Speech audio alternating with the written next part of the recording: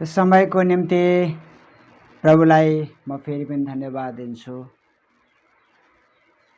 हामीलाई गएको दिन गएको रात उहाँले हामीलाई सम्हाल्नुभयो, सुरक्षामा राख्नुभयो र फेरि पनि आज हामीलाई हाम्रो यस नियमित रूपमा अध्ययन भइरहेको बाइबल अध्ययन क्लासमा हामीलाई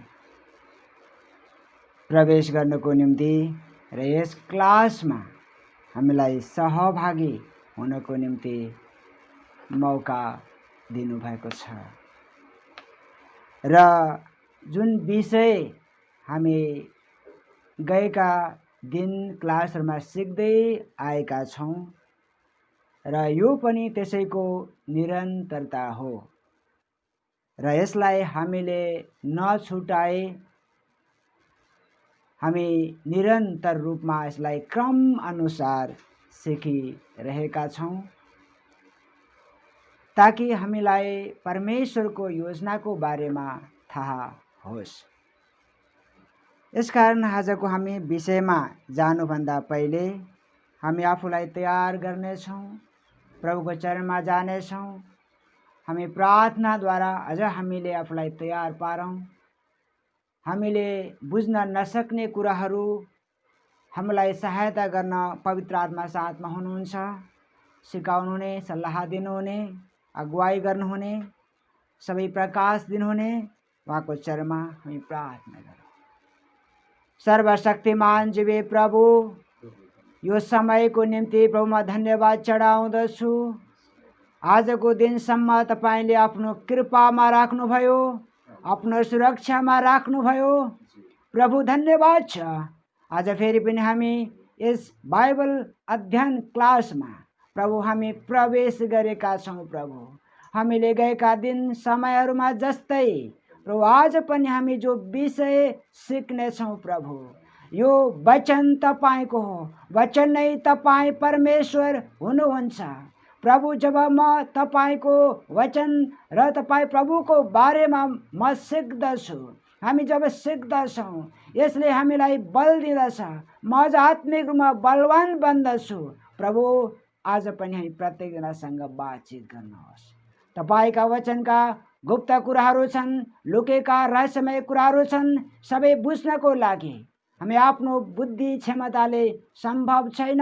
पवित्र आत्मा हामीलाई सिकाउनुहोस् प्रभु, ताकि तपाईले देखाउनु भएको प्रकाशमा हामी चल्न सकौं। हाम्रो जीवन तयार होस्, मेरो व्यक्तिगत जीवन तयार होस्।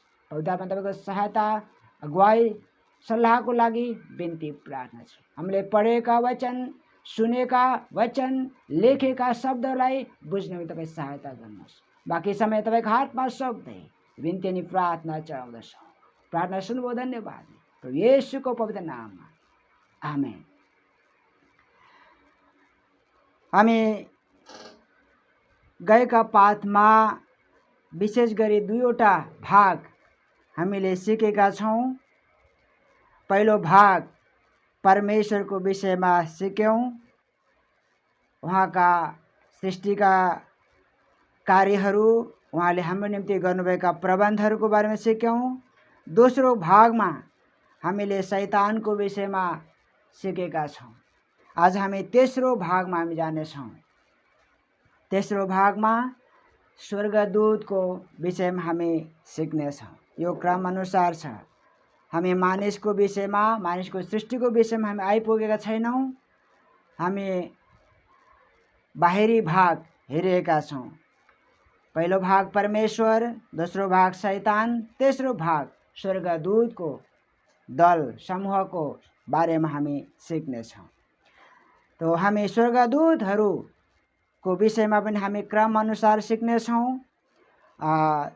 त्यसमा पहिलो नम्बर छ स्वर्गदूतको उत्पत्ति, दोस्रोमा स्वर्गदूतको नाम, अनि तेस्रोमा स्वर्गदूतको काम, चौथोमा स्वर्गदूतहरूको परमेश्वर सम्बन्ध, पाँचौंमा स्वर्गदूतहरूको मानिससित सम्बन्ध, छैटौंमा स्वर्गदूतको शैतानसित सम्बन्ध, सातौंमा स्वर्गदूतको अन्तिम परिणाम। हामी यसलाई पनि 7 भागमा विभाजन गरेर हामी सिक्नेछौँ। 7औं भागमा हामीले शैतानको विषयमा सिक्ने बेला 7औं भाग सिकेका छौँ र हामीले स्वर्गदूतको समूहको विषयमा सिक्ने समयमा पनि 7औं भागमा भाग गरेर बुदा गरेर हामी सिक्दै जाने छौँ। त यो तेस्रो भागको पहिलो नम्बरमा हामी जाँदैछौँ। बुदा लेख्नेछौँ क, पहिलो नम्बर क, स्वर्गदूतहरूको उत्पत्ति कसरी भयो। स्वर्गदूतहरूको उत्पत्ति कसरी भयो, यस विषयमा हामी सिक्न गइरहेका छौँ। हामी यसलाई सबै जो हामी सुनिरहेका छौँ यस विषयमा हामी अझै जान्ने कोसिस गर्नेछौँ। हामी प्रार्थनाको साथमा बसौँ प्रभुको उपस्थितिमा, ताकि उहाँले अझै हामीलाई बुझ्नको लागि सहायता गर्नुभएको होस्। पहिलो कुरा, स्वर्गदूतहरूको उत्पत्ति कसरी भयो, हामी यस विषय सिक्दैछौँ। यसमा हामी देख्दैछौँ स्वर्गदूतहरूलाई परमेश्वरले नै सृष्टि गर्नुभएको थियो। यहाँबाट हामी सुरु गर्नेछौँ। स्वर्गदूतहरू पनि परमेश्वरको सृष्टिहरू हुन्। यसको मतलब एक बाहेक अरू कोही सृष्टिकर्ता छैन।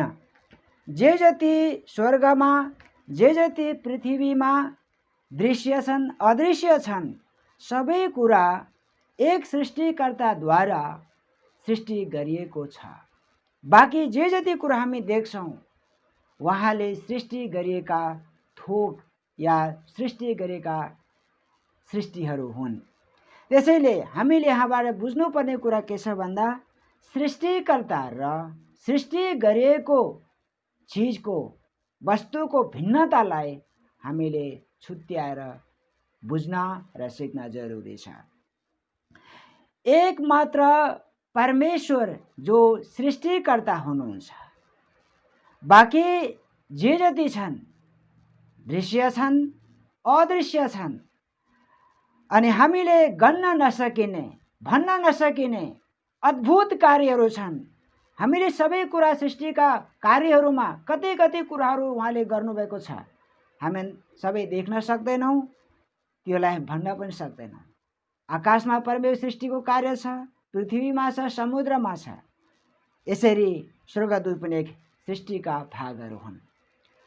स्वर्गदूतहरूको मुख्यतया हामीले स्थानलाई हेर्ने हो भने यिनीहरू स्वर्गमा बास गर्दछन्। यिनीहरू परमेश्वरका सृष्टिहरू हुन्। हामी भजन सङ्ग्रहमा यो पदलाई, यस विषय हामी हेर्नेछौँ। भजन सङ्ग्रह 148 को 2 देखि 5। भजन सङ्ग्रह 148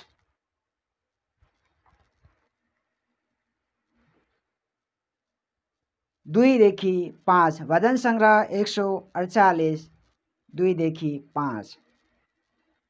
हे वहाँका स्वर्गीय दूतगण, वहाँको प्रशंसा गर। हे वहाँका सारा स्वर्गीय सेना, वहाँका प्रशंसा गर। हे सूर्य र चन्द्र, वहाँको प्रशंसा गर। हे चम्किला तारा हो, वहाँको प्रशंसा गर। हे सर्वोच्च आकाश र आकाश माथिका पानी हो, तिमीहरूले उहाँको प्रशंसा गर। तिनीहरूले परमप्रभु नाउँको प्रशंसा गरून्, किनकि उहाँले आज्ञा गर्नुभयो र तिनको सृष्टि भयो। उहाँले तिनलाई सदा सर्वको निम्ति स्थापित गर्नुभयो अनि कहिले नटल्ने विधि उहाँले दिनुभयो। हामी मुख्य गरी यसलाई अहिले पढेको खण्डमा 5 पदलाई मुख्य गरी ध्यान दिनेछौँ र 2 पदलाई पनि। 2 पदमा हे वहाँका स्वर्गीय दूतगण हो, उहाँको प्रशंसा गर। हे वहाँका सारा स्वर्गीय सेना हो, उहाँको प्रशंसा गर।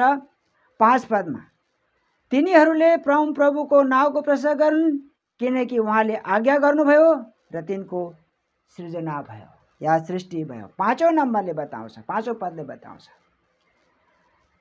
कि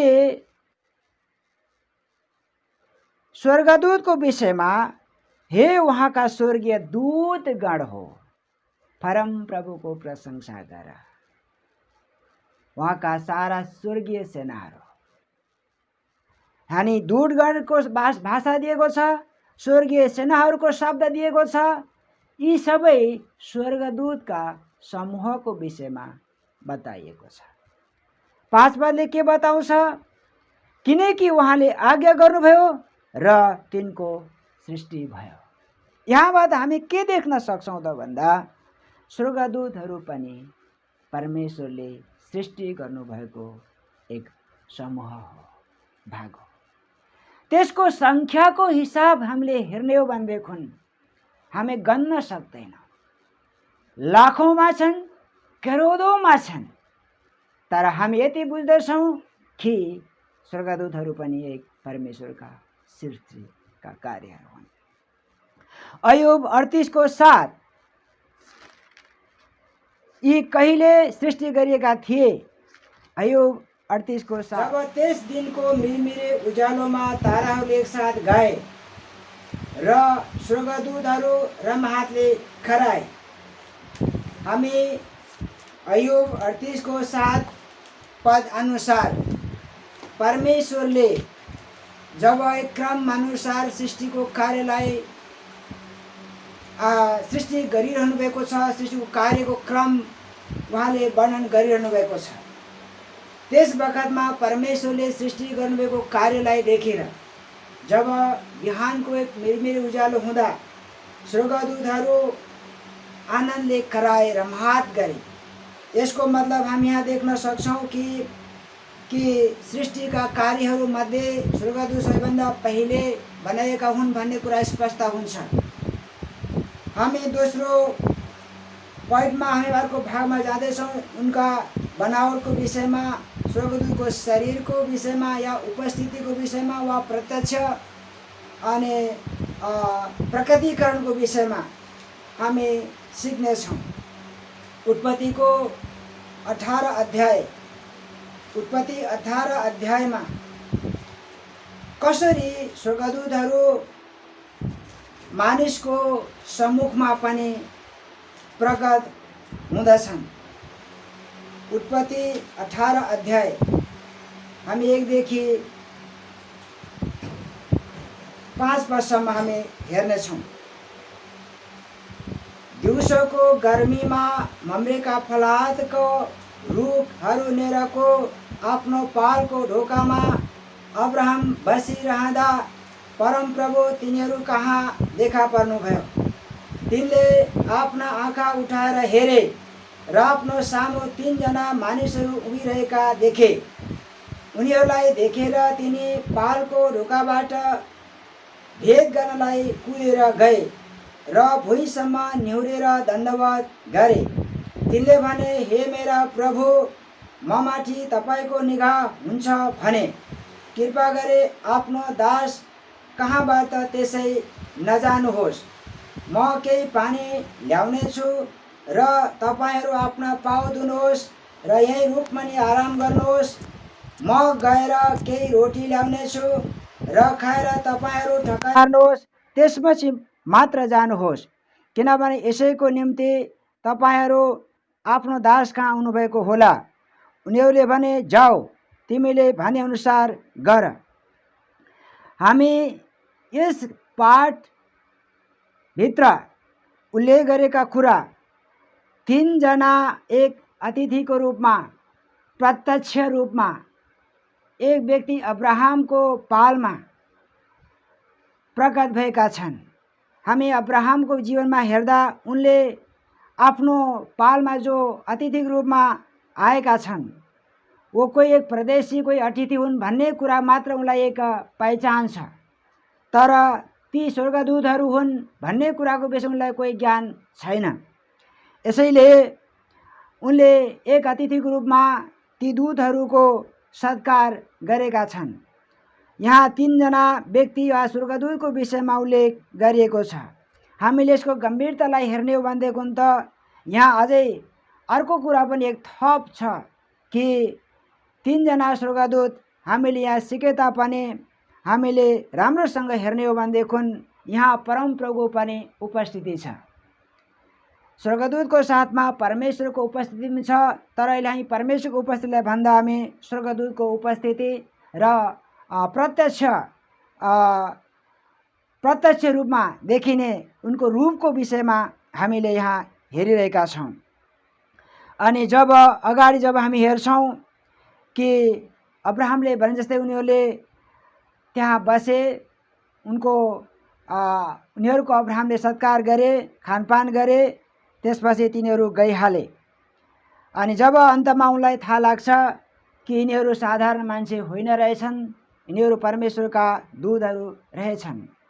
यसको मतलब हामी यहाँबाट के देख्न सक्छौँ त भन्दा स्वर्गदूतहरू मानिसहरू कहाँ प्रकट हुन्छन् र मानिसकै रूपमा प्रकट हुन्छन्। यद्यपि उनीहरूको शरीर मानिसको भन्दा भिन्दै छ, बेग्लै छ। उनीहरू वास्तवमा भन्यो भने एक आत्मिक प्राणीहरू हुन्। उनीहरू जति बेला चाह्यो जहाँ चाह्यो त्यहाँ उपस्थित हुन सक्छन्। उनीहरू एकछिन यहाँ प्रकट हुन्छन्, केही समयपछि अर्को ठाउँमा गएर प्रकट हुन पनि सक्छन्। यसरी स्वर्गदूतहरूलाई परमेश्वरले बनाउनु भएको छ। अनि यसैले हामी बाँकी भागमा सिक्नेछौँ स्वर्गदूतहरूको परमेश्वरसितको सम्बन्ध कस्तो छ, स्वर्गदूतको मानिससँगको सम्बन्ध कस्तो छ, स्वर्गदूतको शैतानसित सम्बन्ध कस्तो छ। यसैले यी सबै कुराहरू हामी अलग अलग गरेर सिक्नेछौँ। तो हामी यसै गरी अन्य पदहरूमा पनि हामी देख्न सक्छौँ। लुका 1 अध्यायको 26, लुका 1 अध्याय 26।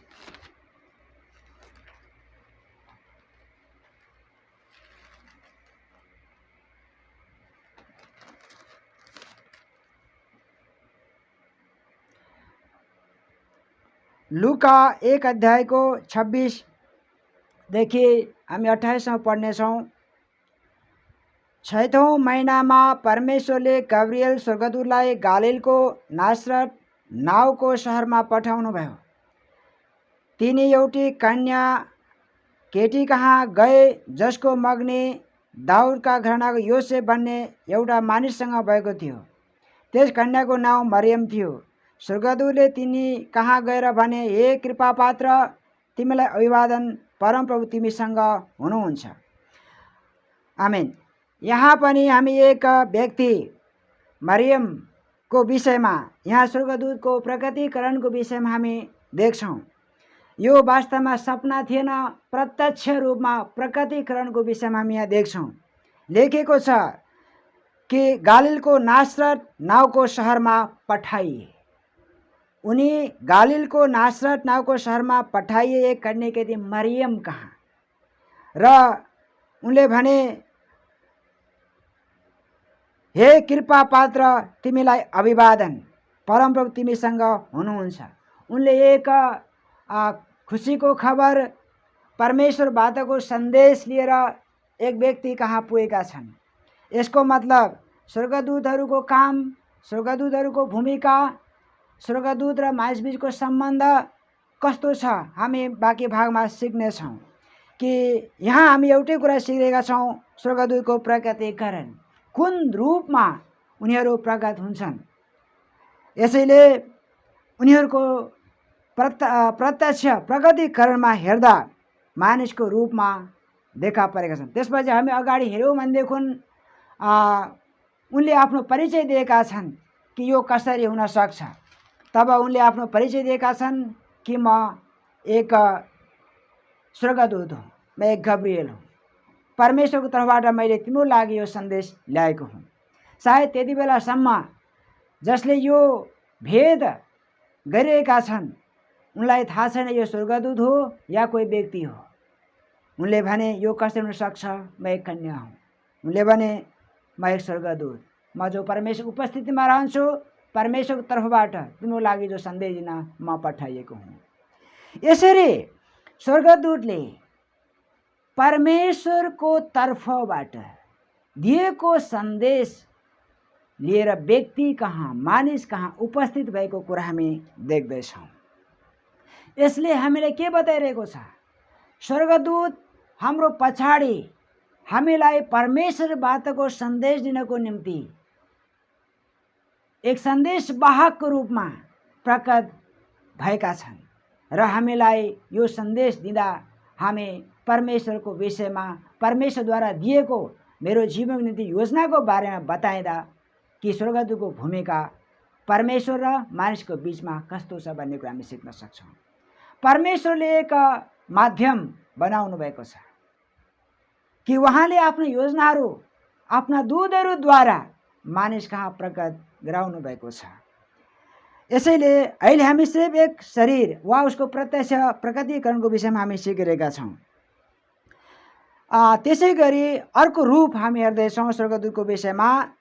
यहाँ एक प्रत्यक्ष प्रकटीकरणको विषयमा हेरेका छौँ कि एक मानिसको रूपमा उनीहरू प्रकट भएका छन्, अरू कोही रूपमा होइन। अर्को उनको एक वैवाहिक सम्बन्धको विषयमा स्वर्गदूतको विषयमा हामी एक गम्भीर र अलिकता गम्भीर र धेरै शङ्कास्पद र अति जटिल विषय छ।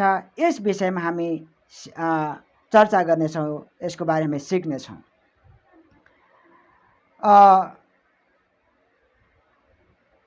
एकचोटि हामी उत्पत्ति 6 अध्यायको 2 एकचोटि हामी उत्पत्ति 6 अध्यायमा हामी जानेछौँ।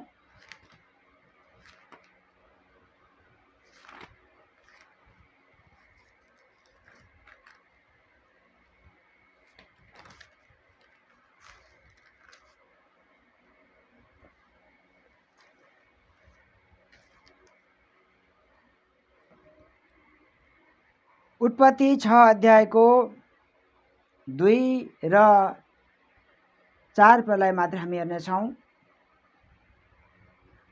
तब परमेश्वरका छोराहरूले मानिसका छोरीहरूलाई सुन्दरी देखे र आफ्ना रुचिका पत्नीहरू ल्याए।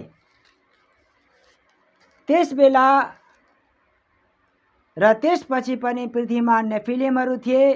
परमेश्वरका छोराहरू मानिसका छोरीहरू कहाँ जान लागे र सन्तान जन्माए।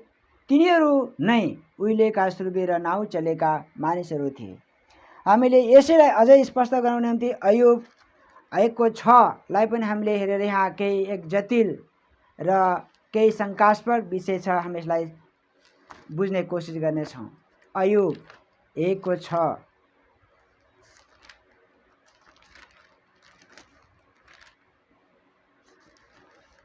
अयुब 1:6 एक दिन स्वर्गीय दूतहरू परमप्रभुको सामान्य उपस्थित हुँदा शैतान पनि तिनीसँग आयो। 6 पदमा हामी देख्छौँ, फेरि म दोहोऱ्याउँछु, एक दिन स्वर्गीय दूतहरू। यहाँ केही निशान लगाइएको छ। यी दूतलाई परमेश्वरका छोराहरू भनेर तल बताइएको छ। यी स्वर्गदूतहरूलाई परमेश्वरका छोराहरू भनेर यहाँ बताइएको छ र हिब्रू भाषामा स्वर्गदूतलाई परमेश्वर छोराहरू भनेर बताइएको छ। र यही स्वर्गदूतको विषयमा हामी उत्पत्तिमा हेरौँ कि परमेश्वरका छोराहरूले मानिसका छोरीलाई सुन्दरी देखे र उनीहरूले आफ्नो प्रकारको रुचि अनुसार उनीहरूले विवाह गरे मानिसका छोरीहरूलाई। अब एक प्रसङ्ग के हो त भन्दा कि स्वर्गदूतले विवाह गर्छन् कि गर्दैनन्। स्वर्गदूतले मानिससँग शारीरिक सम्पर्क गर्छन् कि गर्दैनन्। यसको जटिलता र गम्भीरतालाई हामी यहाँ निहाल्ने कोसिस गर्नेछौँ। अयुब 1:6 हामीले हेऱ्यौँ, त्यहाँनिर स्वर्गीय दूतहरू परमप्रभुको सामने उपस्थित हुँदा र त्यहाँ ती स्वर्गीय दूतहरूलाई हिब्रूमा परमेश्वरका छोराहरू भनी वर्णन गरिएको छ। र परमेश्वरको छोराहरू स्वर्गदूत एउटै हुन् भनी वर्णन गर्दा उत्पत्ति 6 अध्यायमा कि ती स्वर्गदूतहरूले मानिसका छोरीहरूसँग शारीरिक सम्बन्ध राखे भन्ने कुरा उल्लेख भएको देखिन्छ। र कतिजनाहरूको विश्वास र बुझाइ पनि हामी यस्तै देखिरहेका छौँ। र तीमध्ये हामी यो पनि भन्छौँ कि उत्पत्ति 6 अध्यायमा कि एक समय थियो केही स्वर्गदूतहरू पतित भए परमेश्वरको उपस्थितिबाट तिनीहरू बाहिरिए या परमेश्वरको उनीहरूले आज्ञा पालन गरेनन्। यसरी उनीहरू पतित भए, फ्याँकिए, उनीहरू परमेश्वरको उपस्थितिबाट टाढिए र ती स्वर्गदूतहरूले मानिसको छोरीलाई सुन्दरी देखेर विवाह गरे भन्ने हामी कतिजनाको विश्वास छ र बुझाइ छ।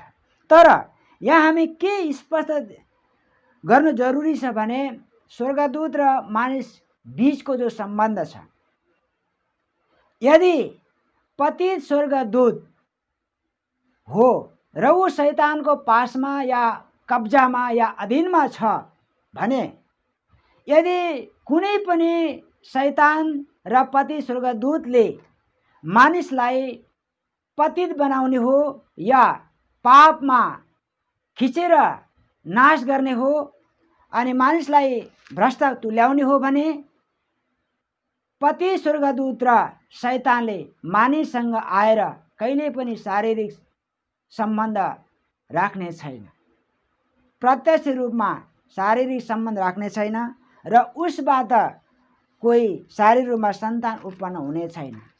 यसलाई हामीले आत्मिक अर्थमा हामी हेर्ने कोसिस गर्नेछौँ। यसैले स्वर्गदूतहरूमध्ये कुन चाहिँले विवाह गरेर सन्तान जन्माएका छन्, यही कुरा प्रभु येशूले पनि नयाँ नियममा एक विशेष कुरा उहाँले उल्लेख गर्नुभएको छ। मर्कुस 12:25 पल्ला हामी हेर्नेछौँ। मर्कुस 12:25।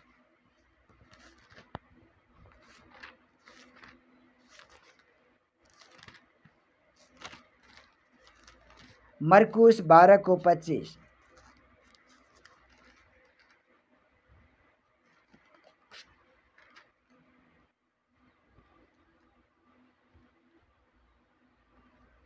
किनकि जब मृतकबाट तिनीहरूको पुनरुत्थान हुन्छ, तिनीहरू न त विवाह गर्छन् न तिनीहरूको विवाह हुन्छ, तर तिनीहरू स्वर्गमा भएका दूतहरू जस्तै हुन्छन्।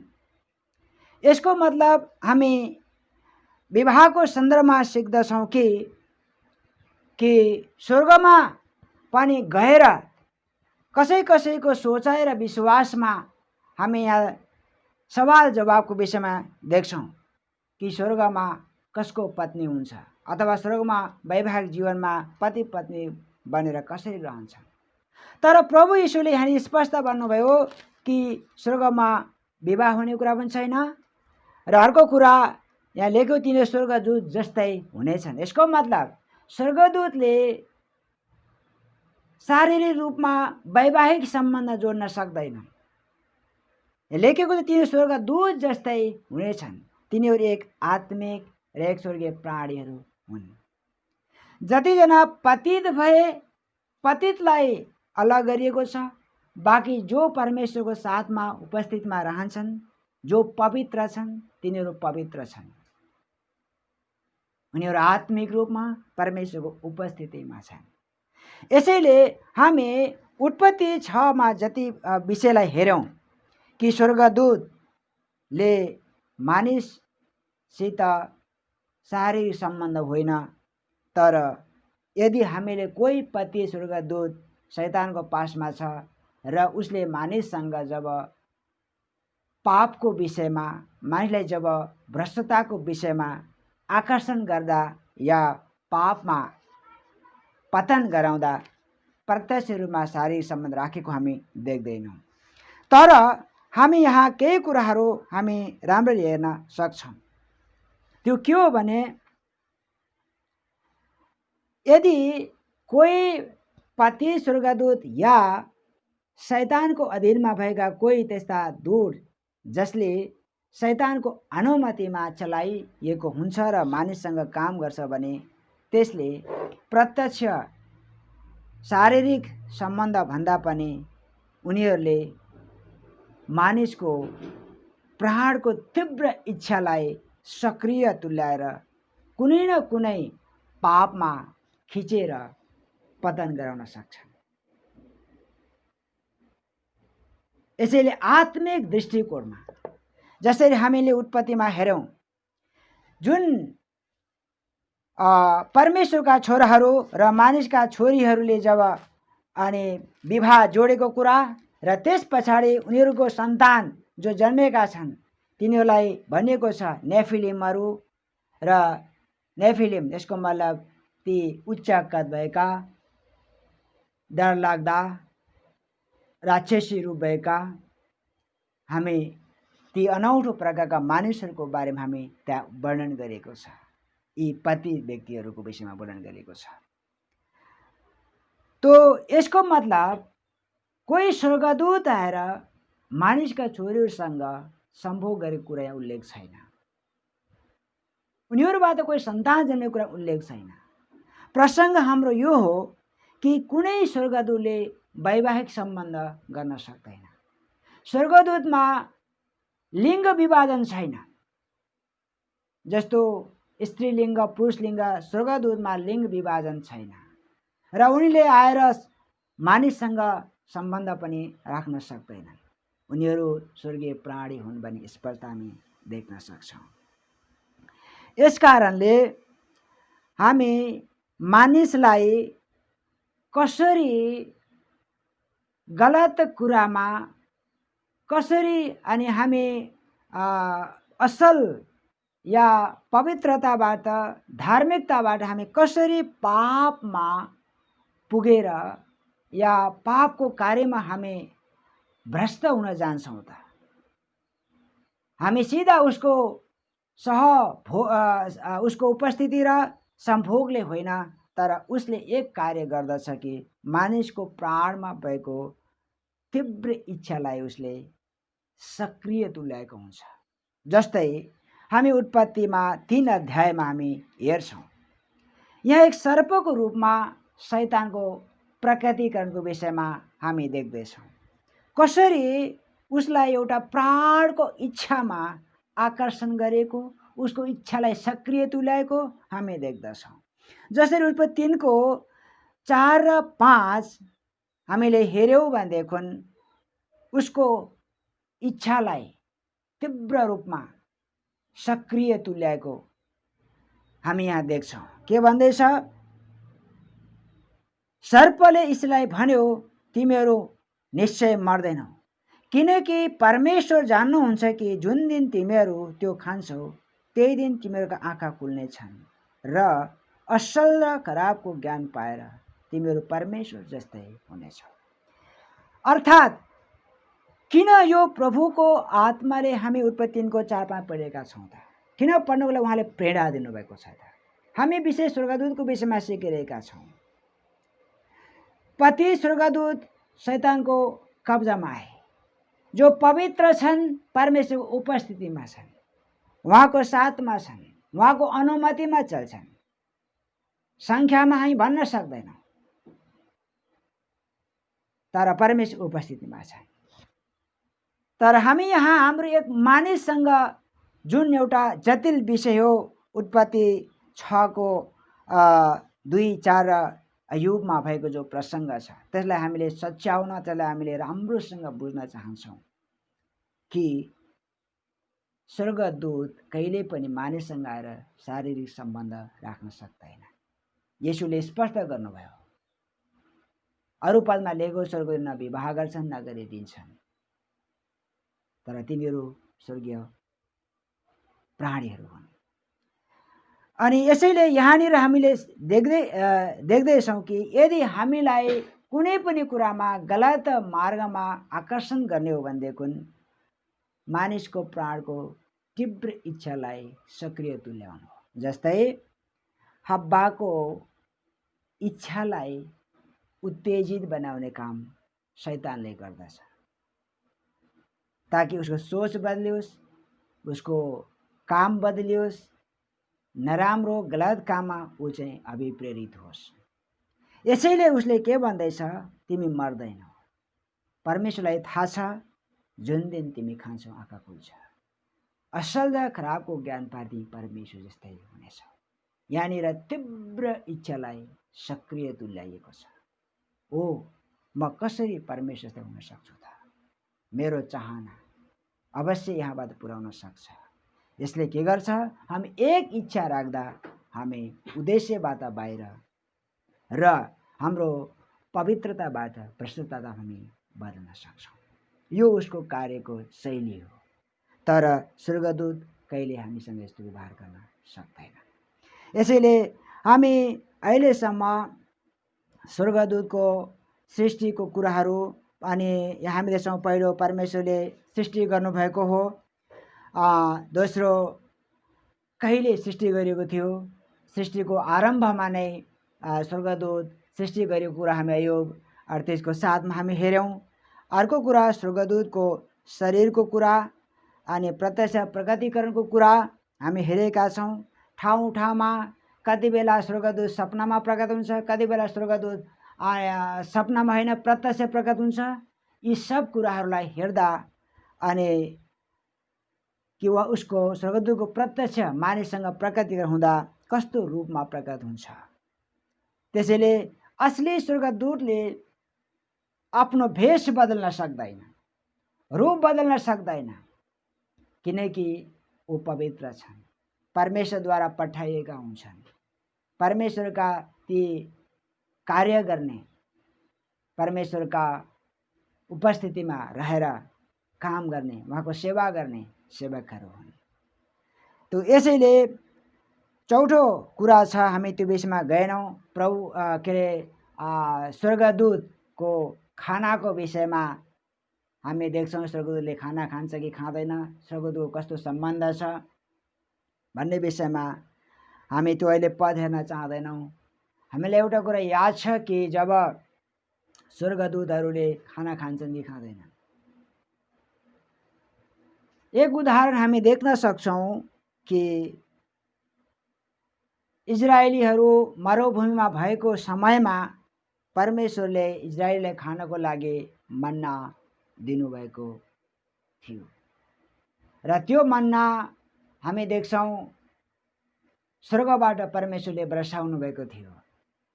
हामी कई ठाउँमा त्यस विषयमा देख्दछौँ कि त्यो त स्वर्गदूतको खाना थियो, स्वर्गदूतको रोटी थियो। हामी त्यस विषयमा हामी जाने छैनौँ।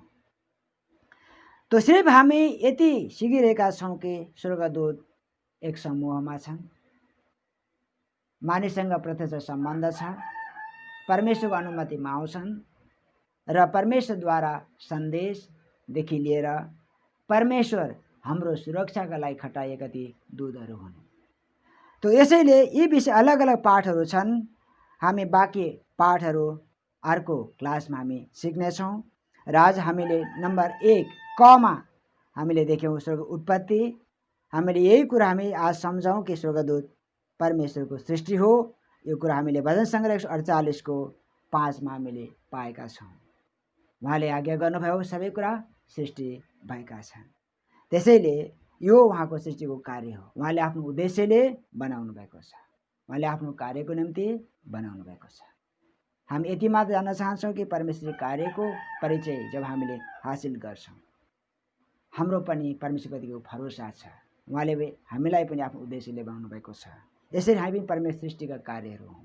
सबै कुराद्वारा परमेश्वरको महिमा होस्। आउनुहोस् हामी यस समय फेरि पनि एक सृष्टिकर्ता परमेश्वर अगाडि हामी आफूलाई नम्र तुल्याउँदै शिर झुकाउँदै धन्यवाद दियौँ। हालेलुया। पवित्र, अति पवित्र, सर्वशक्तिमान परमेश्वर, म यो समय धन्यवाद चढाउँदछु। तपाईँ एक सृष्टिकर्ता परमेश्वर हुनुहुन्छ। स्पष्ट रूपमा पवित्र आत्माद्वारा आफ्नो वचनद्वारा हामीलाई यो प्रकट गर्नुभएको छ। सृष्टिका कार्यहरूमा स्वर्गदूत पनि एक समूह हो जसलाई तपाईँले सृष्टि गर्नुभएको छ। आफ्नो उद्देश्य अनुसार आफ्नो कार्यको निम्ति प्रभु तपाईँ प्रभुले ती सब सृष्टि गर्नुभएको छ। हे परमेश्वर, स्वर्गका कुरा, पृथ्वीका कुरा, पातालका कुरा, प्रभु अन्तरिक्षका कुराहरू, प्रभु हामी सबै भेद जान्न सक्दैनौँ, तर तपाईँ जसले आफ्नो वचन हाम्रो हातमा दिनुभएको छ, साथमा स्वयं परमेश्वरको सहभागिता पवित्र आत्माद्वारा छ, जसले स्वर्गका कुराहरू, स्वर्गका कार्यका कुराहरू, सृष्टिका योजनाका कुराहरू हामीलाई एक एक गरी सिकाउनुहुन्छ र बुझ्नको निम्ति हामीलाई सहायता गर्नुहुन्छ। प्रभु यी सबको निम्ति धन्यवाद चढाउँदछौँ। प्रभु स्वर्गदूतको सृष्टिको क्रम हामी सिकिरहेका छौँ। प्रभु जो अहिले हामी सिकेका छौँ ती त तपाईँका सृष्टि कार्यहरू हुन्। तपाईँको इच्छा भए हामी बाँकी भागहरूमा हामी सिक्नेछौँ। स्वर्गदूतका नाम, काम, यी सब कुराहरूद्वारा हाम्रो जिम्मेवारी कति रहेछ, हाम्रो काम के हो, यी सबै कुरा बुझ्नको लागि हामीलाई सहायता गर्नुभएको होस् बिन्ती चाहँदछौँ। प्रभु आजको बाँकी दिन, बाँकी समय तपाईँको हातमा सक्दै प्रार्थना चाहन्छौँ। धन्यवाद छ प्रभु, प्रार्थना बिन्ती प्रार्थना छ प्रभु येशूको पवित्र नाम, आमेन।